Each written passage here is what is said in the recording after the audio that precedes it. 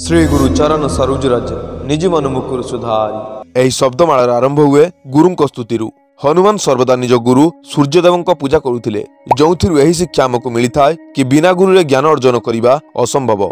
श्री गुरु चरण सरोज रज, सरोज रजर अर्थ फूल समान धूली, जहाँ आमको गुरुଙ୍କ चरणरु प्राप्त होइथाय। यह गुरुଙ୍କର ही कृपा, जहा द्वारा कि आमे आम मन को पवित्र करी हनुमान चालीसा को बुझिबारे सक्षम होई पारुछु। तेणु सर्वदा गुरुଙ୍କ सम्मान करंतु, नहले आपण गुरु अपराधी हेबे।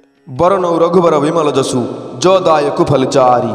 रघुवर अर्थात श्रीराम रघुवंशर श्रेष्ठ पुत्र, जेहेतु हनुमान राम भक्त थिले, तेणु एही दुहा अनुसार जो व्यक्ति भगवान रामଙ୍କ नाम जप करे ताकू चारि फल अर्थात धर्म अर्थ काम एवं मोक्षर प्राप्ति होइथाय, जहाँकि एक श्रेष्ठ व उत्तम पुरुष तथा आध्यात्मिक उन्नति निमंते एकांत काम्य। तेणु मुखर सर्वदा राम नाम जपिबा आवश्यक।